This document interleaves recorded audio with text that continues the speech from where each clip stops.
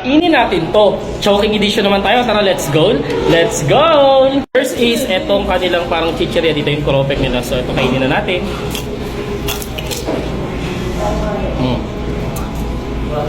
Guys, comment nyo sa may comment section kung anong tawag dito Next naman, etong siomay nila. Pero bago ko kainin guys, don't forget to follow me at comment sa may comment section kung anong next na kakain natin. So, ito na nga.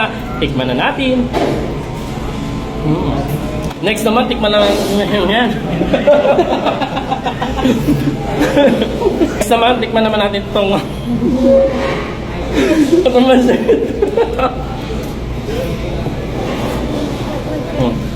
yung pansit na dito medyo smoky siya. So, kung mahilig ka sa mga ganong pansit, yan. Ito na yung recommend ko sa inyo.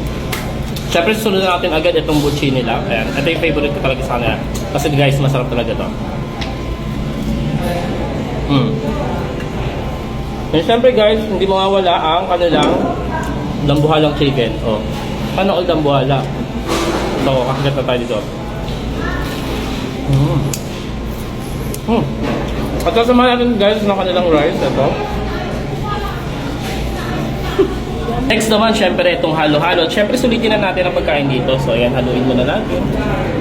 And guys, ang dami talaga niyang toppings. So kung makikita nyo, meron siyang ice cream, tapos may yema. Yema? Ano? Leche plan.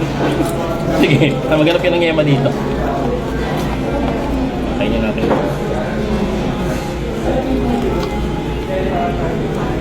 Magatas.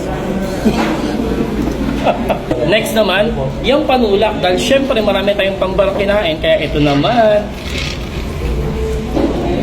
Like, follow, comment, and share guys And by the way guys, kung gusto niyo puro fast food ang kainan natin, mag-comment kayo sa may comment section kung saan ako next kakain. Bye!